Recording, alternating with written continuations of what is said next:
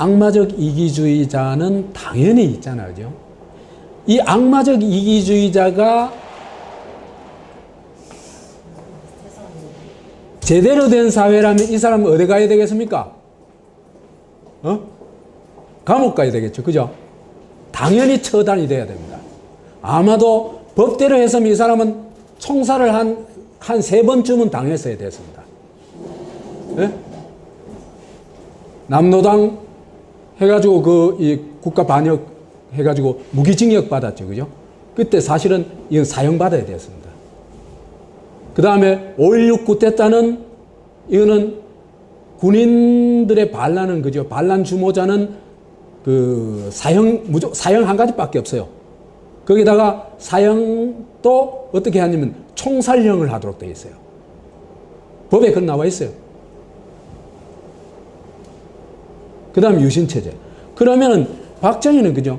최소 총살을 3번 당해야 될 사람이에요. 정상적인 나라라면. 그런데 이 사람이 우두머리 짓을 한 게 그죠? 한 분야가 뭐 거의 모든 분야라고 할 수 있는데 뭐 5개 분야에서는 한국 역사상 최고의 수괴였습니다. 첫째로 꼽을 수 있는 게 반민족 수괴. 우리가 그죠? 이완용을 반민족 수괴로 생각하죠. 그죠? 민족 배신 그러면은 매국노 그러면은 막 이완용이 제일 첫 번째 떠올리죠. 이게 진실일까? 저는 아니라고 봅니다.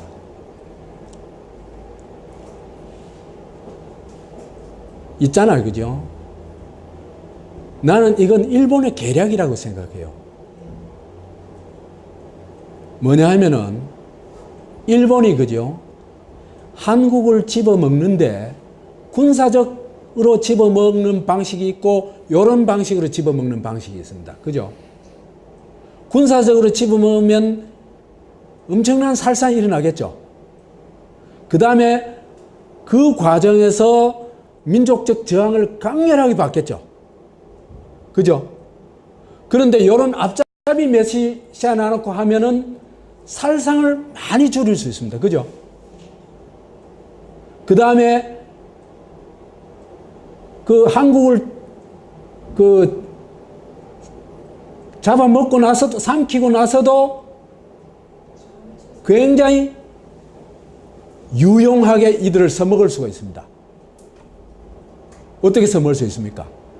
말하자면은 일본이 우리를 잡아먹었다는 데 대한 분노보다는요, 분노가 어디로 향하냐 하면은 이런 사람들한테 향합니다. 이완용 같은 사람들한테 향합니다. 왜 그렇게 행할까?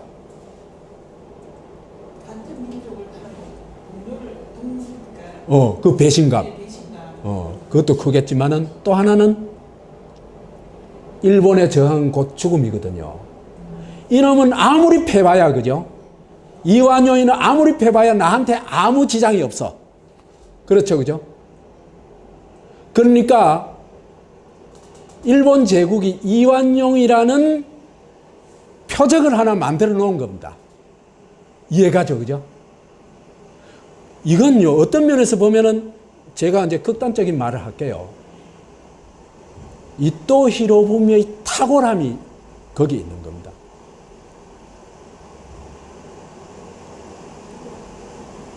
저를 욕할지 모르겠지만은 저는 아주 공정하게 객관적으로 얘기하는 겁니다.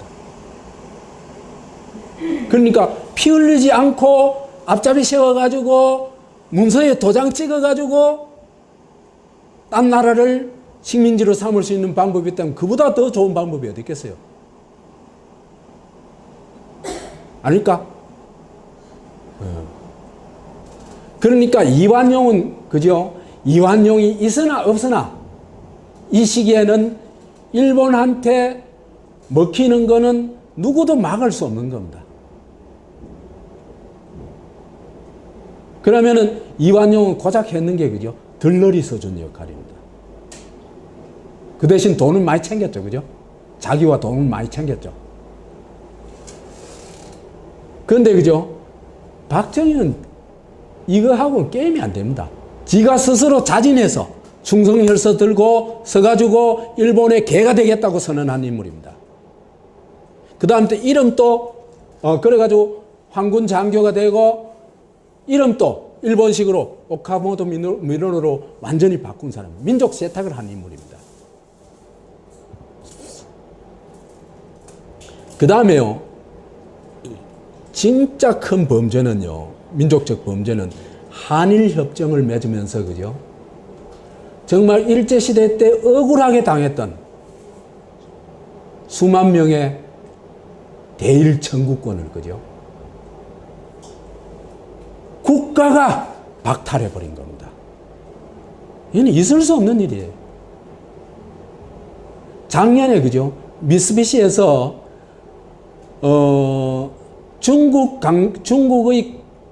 중국인으로 일제 강제 노동에 끌려갔던 사람들한테는 사과를 하고, 정식 사과를 하고 보상을 해줬어요.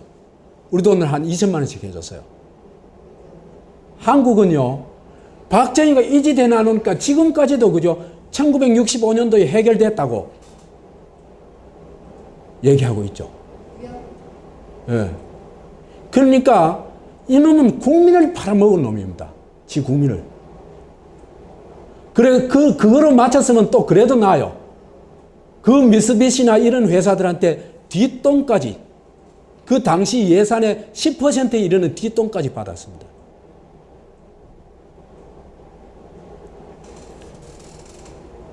거기다가 월남 파병해가지고 5천 명을 죽였죠. 파병할 이유가 없습니다. 전투병은요, 그 외국에서 전투병은 한국만 파견했어요. 딴 나라들은, 그죠? 전투병 아니에요.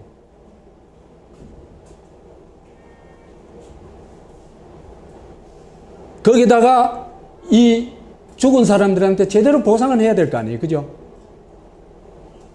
전투수당을 횡령하고, 그 다음에 또 하나는, 그죠? 이 고엽제 환자들 있잖아요. 그죠? 이 사람들한테 아무 치료도 해주지도 안 하고.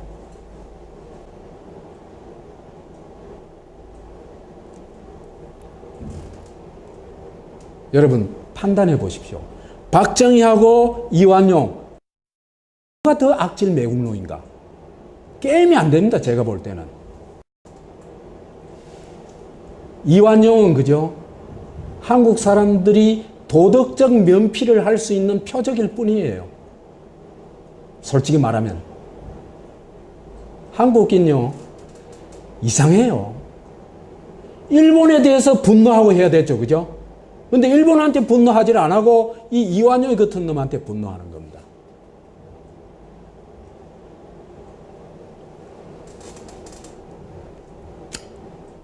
반국가 수괴였다. 이건 뭐 5.16 반란 이렇게 했으니까 두말 할 나위 없죠. 아까 얘기했다시피 이거는 총살이다. 두 번째, 대한민국을 파괴해버렸다. 그래서 대한민국에서 헌법에서 보장하고 있는 국민의 투표권뿐만 아니라 국민의 기본권을 완전히 압살해버린 거죠. 그죠? 헌법에 신체의 자유 있죠. 그런데 끌어다가 어떻게 했습니까? 고문했죠. 그죠? 노조의 자유 있죠. 노동조합 끌어다가 작살내버렸죠. 그러니까 헌법이고 뭐 없는 겁니다. 그러니까 이 대한민국을 진짜 파괴한 수괴가 박정희라는 걸 이해할 필요가 있어요. 그죠? 이 이승만은 그래도 이러지는 않았어요.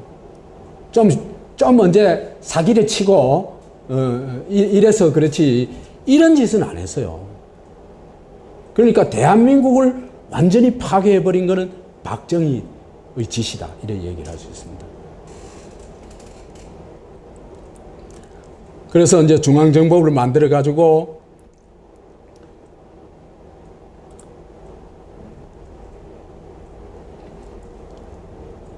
그 반공국가의 컨트롤 타워 역할을 하면서 고문, 간첩 조작, 사법살인, 정치공작 이런 걸 다 중앙정보부에서 주관했어요. 있잖아요, 그죠? 내 한마디로 단언할게요. 단군 이래 최대의 범죄 조직은요, 중앙정보부입니다. 이런 조직이 한국 역사 이래 없습니다. 삼성 개헌하고 대한민국을 처부수고 유신제대로 만들고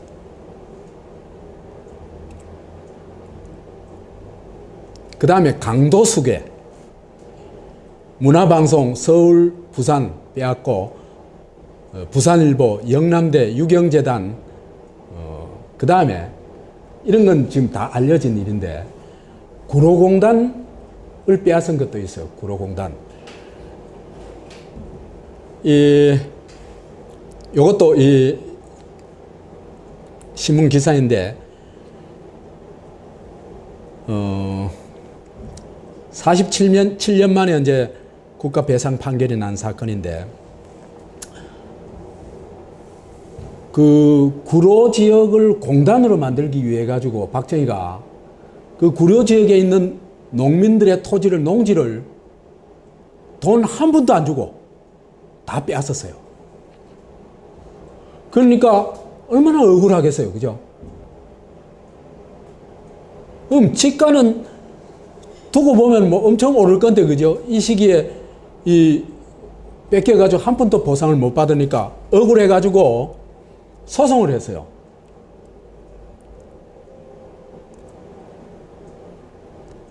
이 소송을 해가지고 했는데 이제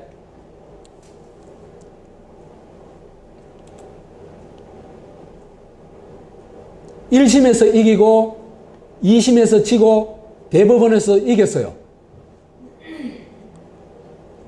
그런데 박정희가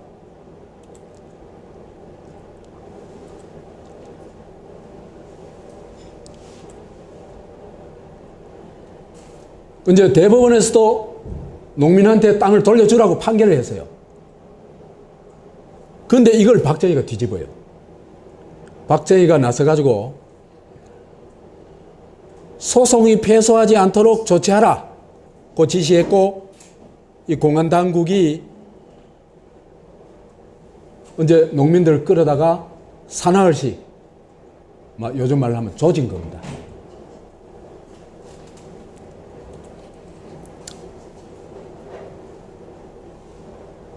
그 대부분 농민, 그때 이제 어떻게 협박하냐 하면은 감옥 갈래?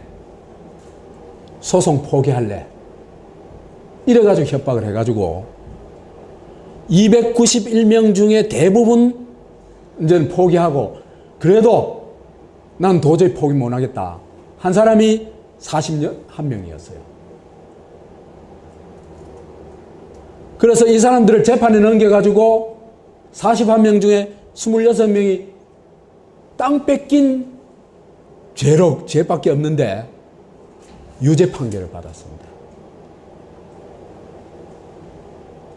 이게 유신시대였어요. 유신시대도 아니죠. 1960년 정권 잡고 나서 얼마 안 됐으니까. 그래서 그 소송을 제기했지만 이제 도저히 이제 안 되니까 이제 다 이제 주저앉았죠, 그죠? 주저앉는데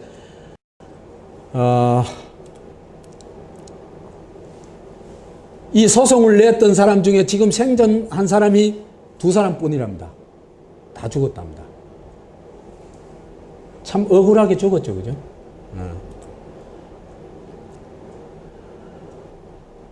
그래서 이 2006년에 진실과 화해를 위한 과거사 정리위원회에 진상규명을 신청했어요. 하도 억울하니까.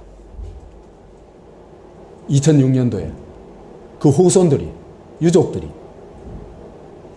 그래가지고 이게 재심을 거쳐가지고 판결이 난 겁니다. 그래서 650몇 억을 물어주라 했는데 그 650억에 에다가 지연 이자까지 합하면 한 1,100억 된다고 그래요. 그러니까 한국의 그 재판 사상 최대의 이 액수를 돌려받게 됐습니다. 이런 이래 얘기할 수 있었어요. 노무현 정권 아니었으면요, 이런 건 그냥 묻히는 거예요. 그러고 세월이 지나면 다 잊어버리는 거예요.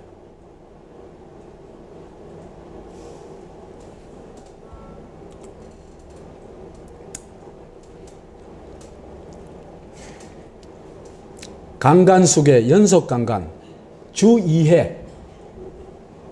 주 2회, 이제 이 해인데, 여자를 꼭 둘이 불러요. 둘이 불러가지고, 띵까띵까 노는데 어떻게 놀았는지, 상상이 되죠, 그죠? 여자분들은 상상이 안 될 겁니다. 남자들은 상상이 될 겁니다.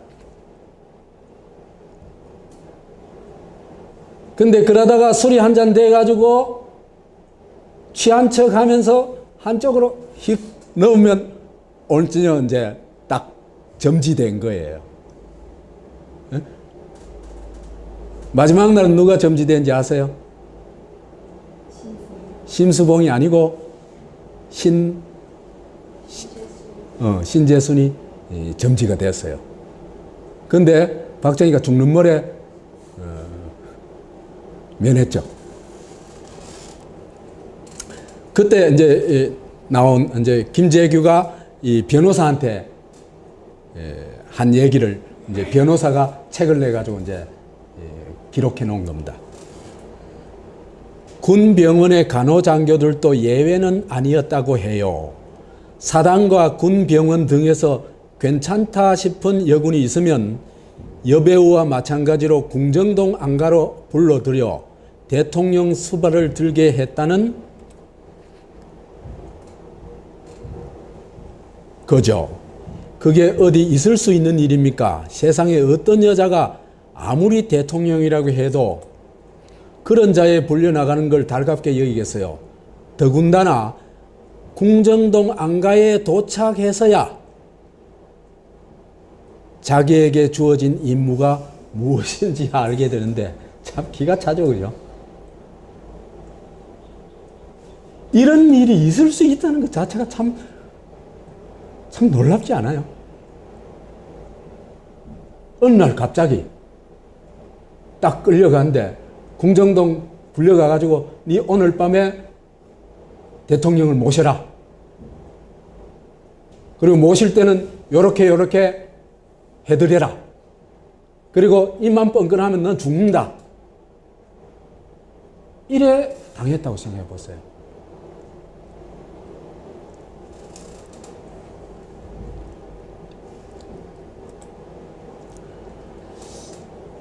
이런 5대 수계, 반민족 수계, 반국가 수계, 반민주 수계, 강도 수계, 강간 수계, 이런 사람을 도대체 뭐라고 불러야 될까? 나는 부를 이름이 없어요.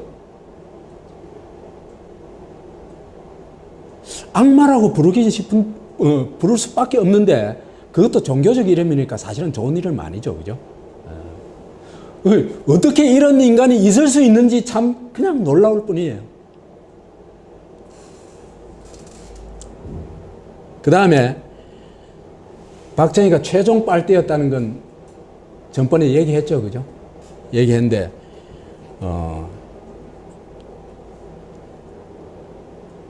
박정희가 경제 기적을 일으켰다면, 그죠? 지금 세계 한 200개 나라쯤 된대요. 한 100개 나라는 경제 기적 일으킨 나라예요. 박정희 정도는.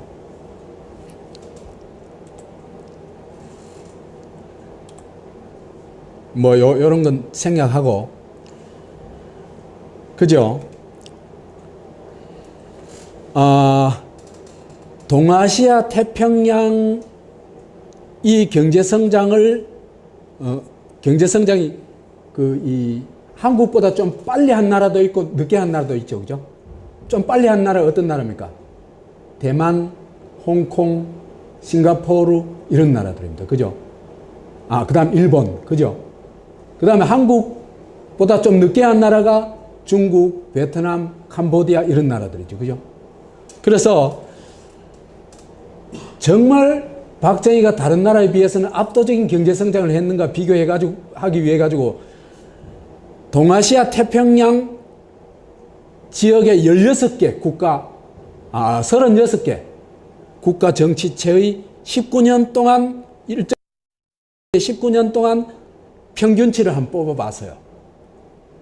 뽑아봤더니 19년 동안 1978년에서 1996년 사이에 19년 동안 36개 나라가 평균 8.44% 성장합니다.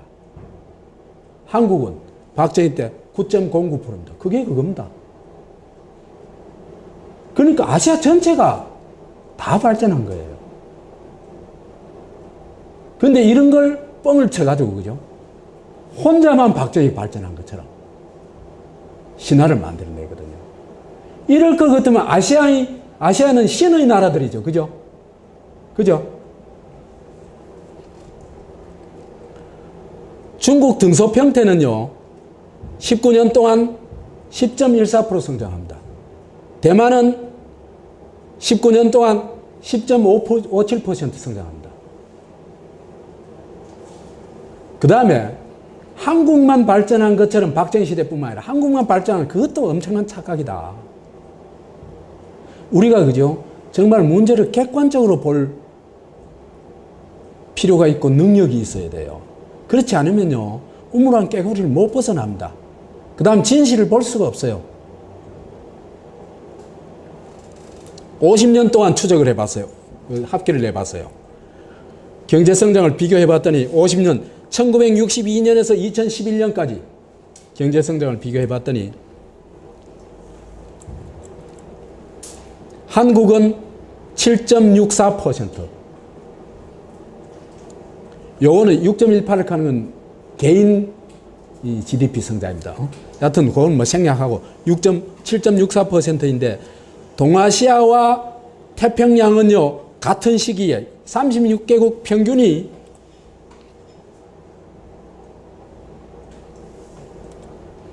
7.72%예요. 그러니까 한국보다 더 높아요. 이런 거 진짜 놀랍죠, 그죠? 그 다음에 싱가포르는 한참보다 한국보다 한 0.2% 높고 중국은 한 1% 가까이 높아요. 대만은 50년 동안요, 한국보다 좀 더 일찍 성장했는데 뭐 한 2% 이상, 2% 정도 높아요.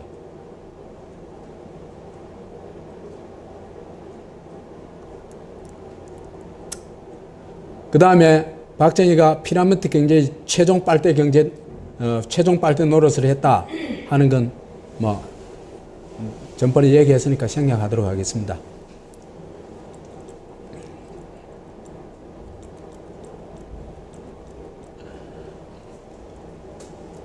제가 볼 때요, 그때 김재기가 죽이지 않았으면은 저는 1980년대에 이미 헬조선으로 갔다고 생각해요.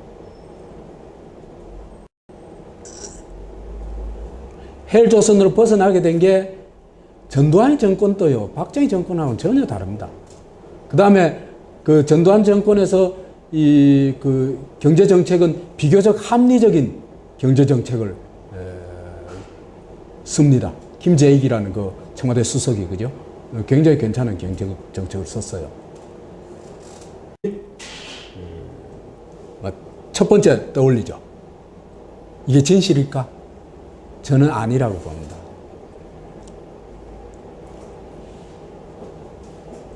있잖아요, 그죠? 나는 이건 일본의 계략이라고 생각해요. 뭐냐 하면은 일본이, 그죠? 한국을 집어먹는데 군사적으로 집어먹는 방식이 있고 이런 방식으로 집어먹는 방식이 있습니다. 그죠? 군사적으로 집어먹으면 엄청난 살상이 일어나겠죠. 그 다음에 그 과정에서 민족적 저항을 강렬하게 받겠죠.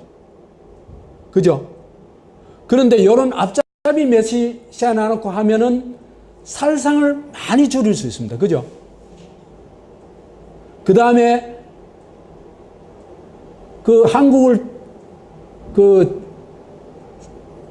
잡아먹고 나서도, 삼키고 나서도 굉장히 유용하게 이들을 써먹을 수가 있습니다. 어떻게 써먹을 수 있습니까? 말하자면은 일본이 우리를 잡아먹었다는 데 대한 분노보다는요, 분노가 어디로 향하냐면은 이런 사람들한테 향합니다. 이완용 같은 사람들한테 행합니다. 왜 그렇게 행할까?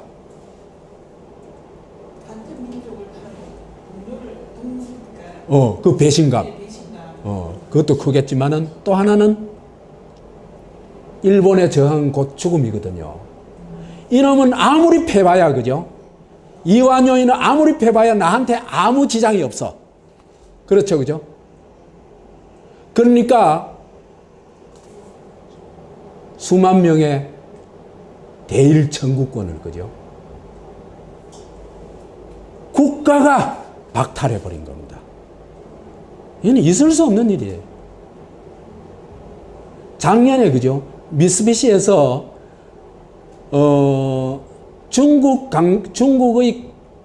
중국인으로 일제 강제 노동에 끌려갔던 사람들한테는 사과를 하고, 정식 사과를 하고 보상을 해줬어요. 우리 돈을 한 2천만 원씩 해줬어요. 한국은요, 박정희가 이지대 나누니까 지금까지도, 그죠? 1965년도에 해결됐다고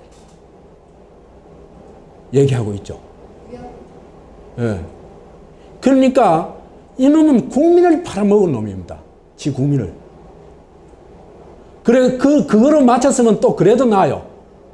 그 미쓰비시나 이런 회사들한테 뒷돈까지, 그 당시 예산의 10%에 이르는 뒷돈까지 받았습니다.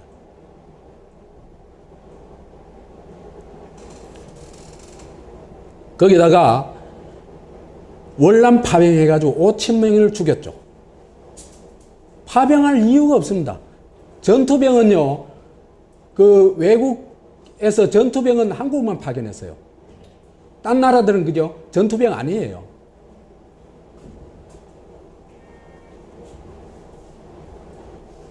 거기다가 이 죽은 사람들한테 제대로 보상을 해야 될 거 아니에요. 그죠? 전투수당을 횡령하고, 그 다음에 또 하나는, 그죠? 이 고엽제 환자들 있잖아요. 그죠? 이 사람들한테 아무 치료도 해주지도 안 하고.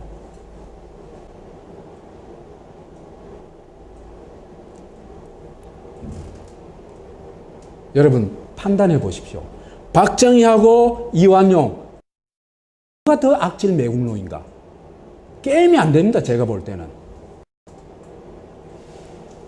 이완용은, 그죠? 한국 사람들이 도덕적 면피를 할 수 있는 표적일 뿐이에요. 솔직히 말하면. 한국인요, 이상해요. 일본에 대해서 분노하고 해야 되죠. 그죠? 근데 일본한테 분노하지 안 하고 이 이완용 같은 놈한테 분노하는 겁니다.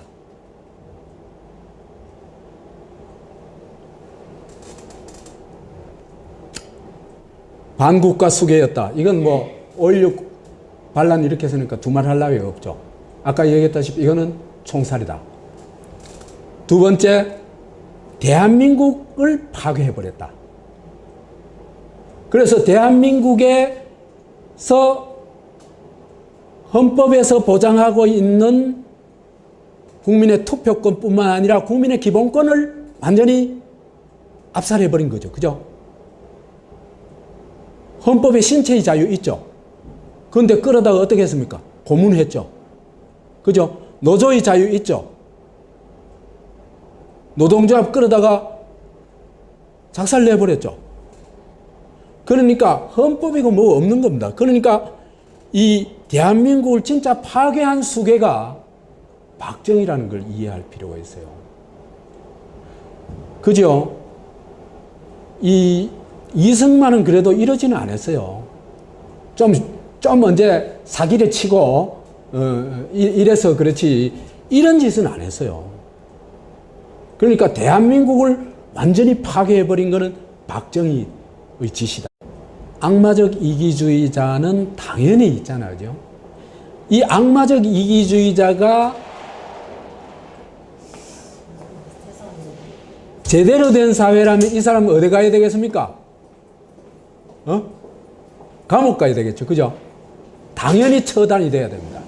아마도 법대로 했으면 이 사람은 총살을 한 3번쯤은 당했어야 됐습니다. 네? 남노당 해가지고 이 국가 반역 해가지고 무기징역 받았죠. 그죠? 그때 사실은 이건 사형받아야 됐습니다. 그 다음에 5.16 쿠데타는 이거는 군인들의 반란은 그죠? 반란 주모자는 사형 한 가지밖에 없어요. 거기다가 사형도 어떻게 하냐면 총살형을 하도록 되어 있어요. 법에 그건 나와 있어요. 그 다음 유신체제. 그러면은 박정희는 그죠? 최소 총살을 3번 당해야 될 사람이에요. 정상적인 나라라면.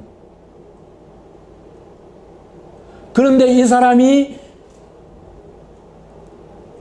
우두머리 짓을 한 게 그죠? 한 분야가 뭐 거의 모든 분야라고 할 수 있는데 뭐 5개 분야에서는 한국 역사상 최고의 수괴였습니다. 첫째로 꼽을 수 있는 게 반민족 수괴. 우리가 그죠? 이완용을 반민족 수괴로 생각하죠. 그죠?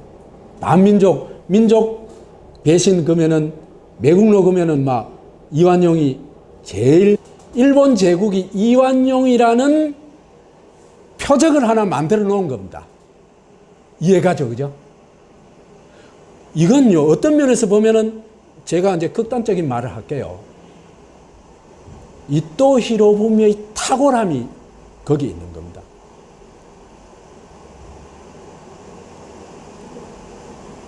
저를 욕할지 모르겠지만은 저는 아주 공정하게 객관적으로 얘기하는 겁니다.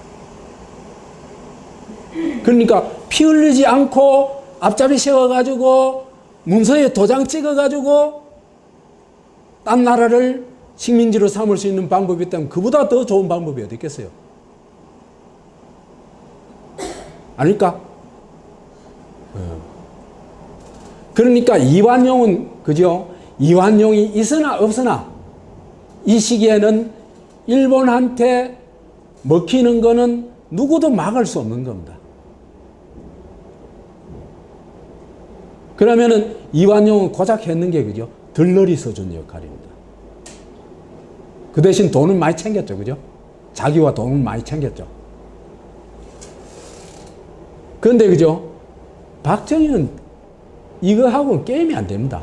지가 스스로 자진해서 충성혈서 들고 서가지고 일본의 개가 되겠다고 선언한 인물입니다. 그 다음 또 이름도 그래가지고 황군 장교가 되고 이름도 일본식으로 오카모토 미노루로 완전히 바꾼 사람, 민족 세탁을 한 인물입니다. 그 다음에요, 진짜 큰 범죄는요, 민족적 범죄는 한일협정을 맺으면서 그죠?